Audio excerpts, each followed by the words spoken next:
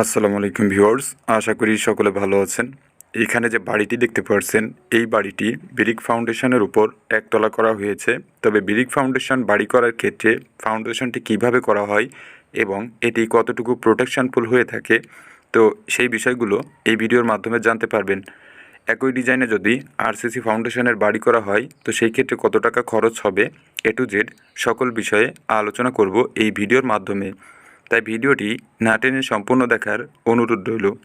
এবং আপনি যদি আমার চ্যানেলে নতুন হয়ে থাকেন, তো চ্যানেলটি সাবস্ক্রাইব করে পাশে থাকা বেল বাটনটি অন করে রাখবেন। নতুন নতুন ভিডিও নোটিফিকেশন আপনার কাছে পৌঁছে যাবে। এবং যদি নিয়মিত সদস্য হয়ে থাকেন আমার চ্যানেলে, তো অনেক অনেক ধন্যবাদ।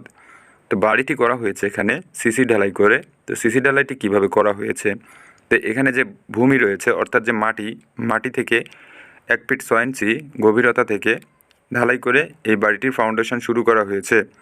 ঢালাইটি করা হয়েছে 25 ইঞ্চি প্রস্থ করে, 4 ইঞ্চি হাইট করে ঢালাই করা হয়েছে।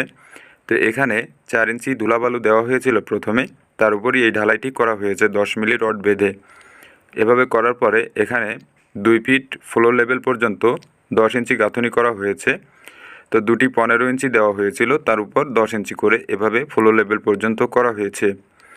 ফ্লোরের উপরে দেখতে পাচ্ছেন এখানে ড্যাম্প রুট দেওয়া হয়েছিল। তো ড্যাম্প রুটটি করা হয়েছে সিলেট বালু দিয়ে, এবং এটি 1 ইঞ্চি হাইট করে ড্যাম্প রুটটি করা হয়েছে, যেটি শুধুমাত্র 5 ইঞ্চি গাঁথনির জায়গাটিতেই দেওয়া হয়েছে।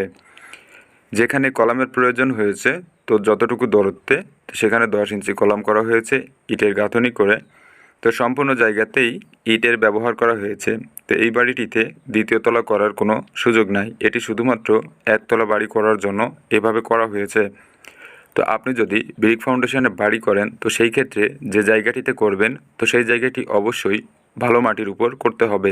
মাটি যদি দুর্বল থাকে, তাহলে আপনি সেইখানে কখনোই ব্রিক ফাউন্ডেশনে বাড়ি করার মতো ঝুঁকি নেবেন না। তো বাড়িটি কতটুকু জায়গায় কিভাবে করা হয়েছে এবং কত টাকা খরচ হবে, তো বিস্তারিত সব কিছুই এখানে দেখানো হচ্ছে। বাড়িটির সামনের দিকে যে ফোর্সটি দেখেছেন, তো এটি করা হয়েছে 7 ফিট বাই 8 ফিট। এখানে মাঝের দিকে যে স্পেসটি রয়েছে, তো এটি 5 ফিট বাই 15 ফিট রয়েছে। এই সাইডে রয়েছে একটি বেডরুম, যেটি 10 ফিট বাই 11 ফিট করা হয়েছে। এবং এই সাইডে রয়েছে ড্রয়িং রুম, এটি 10 ফিট বাই 10 ফিট করা হয়েছে। এই সাইডে আরেকটি বেডরুম রয়েছে 10 ফিট বাই 11 ফিট, এবং এখানে রয়েছে একটি টয়লেট 5 ফিট বাই 5 ফিট। এই সাইডে রয়েছে কিচেন রুম, তো এটি 10 ফিট বাই 11 ফিট রয়েছে। বাড়িটির দৈর্ঘ্য প্রস্থ রয়েছে এদিকটায় 28 ফিট 8 ইঞ্চি, এবং এদিকটায় রয়েছে 21 ফিট 3 ইঞ্চি। মোট স্কোয়ার ফিট রয়েছে বাড়িটিতে 613 স্কোয়ার ফিট। এখানে জায়গার প্রয়োজন হয়েছে 1.40 শতক এবং 0.85 কাঠা জায়গায় বাড়িটি নির্মাণ করা হয়েছে।